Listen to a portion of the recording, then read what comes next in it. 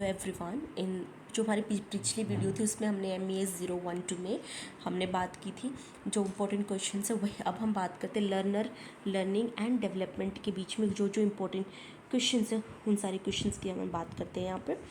तो इसमें जो है सेलियंट फीचर्स ऑफ बहुत सारे थ्योरीज़ के बारे में बात की।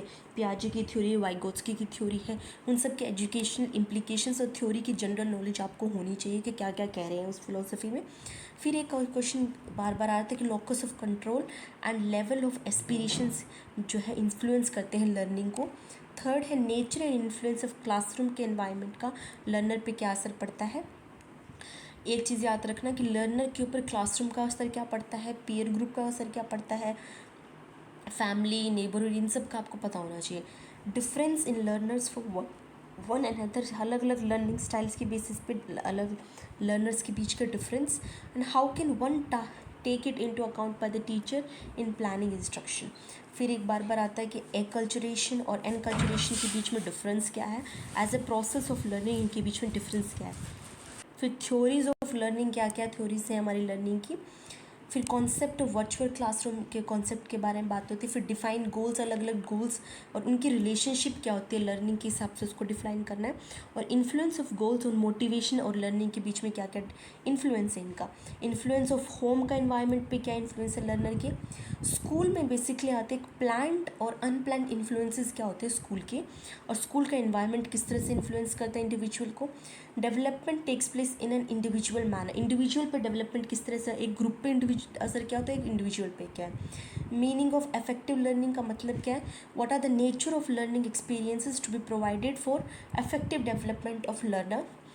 और इसी के बेसिस पे लेवल्स ऑफ इफेक्टिव डेवलपमेंट पूछ लेते हैं। फिर features of different parenting style के अलग अलग फीचर्स हैं उसके बारे में। क्लास डिफरेंसेस इन सोशलाइजेशन में क्लास के डिफरेंसेस क्या, और how they affect the child learning. Individual learning क्या होती है, एलिमेंट्स, ये भी बार बार आया, एलिमेंट्स ऑफ केलर्स पर्सनलाइज्ड, ठीक है। सिचुएटेड कॉग्निशन भी 2 बार पूछा गया है। Implications for teaching and learning और process for cognitive learning. Learner autonomy क्या होती है, why it is considered desirable in educational settings में, क्यों इंपॉर्टेंट है ये। फिर कंस्ट्रक्टिविज्म इन एजुकेशन क्या है, की पॉइंट्स क्या होते हैं जब हम ऑर्गेनाइज करते हैं कॉन्सेप्ट को लर्निंग के। असेसमेंट ऑफ वैल्यूज़ क्या होता है, कॉम के जो व्यू है लर्निंग का वो क्या है। Determining factors for school curriculum, influence of culture on learning. फिर है classroom techniques for providing individualised learning, provide करने के लिए कौन कौन सी क्लासरूम टेक्निक आप यूज़ करते हो। और उसी के बेसिस पे उन्होंने कहा कि आप इमेजिन करो आपको कोई टॉपिक पढ़ाना है, उस टॉपिक के बेसिस पे आप एक वर्कशीट बनाओगे हाई अचीविंग स्टूडेंट के लिए एक वर्कशीट और लो अचीवर्स के लिए। फिर एक थ्योरी है मैस्लो और रोजर की। इंस्ट्रक्शनल इम्प्लीकेशंस क्या है, various aspects of formal learning के एनवायरनमेंट के बहुत सारे एस्पेक्ट है, और इम्पैक्ट क्या है स्टूडेंट लर्निंग पे, अचीवमेंट पे। फिर आता है डिक्लेरेटिव प्रोसीजरल नॉलेज क्या होती है और लर्निंग स्ट्रैटेजीज क्या होती हैं। Social class impact on learning and achievement of student. Motivation role in learning में मोटिवेशन का रोल क्या होता है। गार्डनर्स थ्योरी ऑफ इंटेलिजेंस पूछ ले, Bandura's theory of social learning, जो जितनी भी थ्योरी होता है आप एक बार देख लेना। जैसे एरिक्सन की थ्योरी है, learning is influenced by readiness के थ्रू, किस तरह से इन्फ्लुएंस और अटेंशन के थ्रू, इंटरेस्ट के थ्रू। कोऑपरेटिव लर्निंग एनवायरनमेंट क्या है, कॉम्पिटेटिव लर्निंग एनवायरनमेंट क्या है, और दोनों के बीच का डिफरेंस क्या है। Behaviouristic and gestalt psychology of learning, principles of assessment, concept of guided learning, emotional intelligence और उसके इफेक्ट्स क्या होते हैं।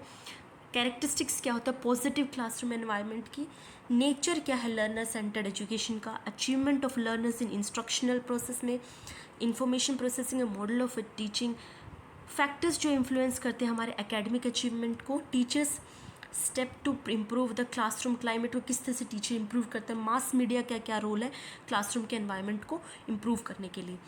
फिर आ जाता है कॉन्सेप्ट ऑफ एटीट्यूड का कॉन्सेप्ट क्या होता है, इसका डिफरेंस क्या है, किस तरह से एटीट्यूड और वैल्यूज़ के बीच में डिफरेंस होता है, इसके वेरियस कंपोनेंट्स और फंक्शंस क्या होते हैं एटीट्यूड के।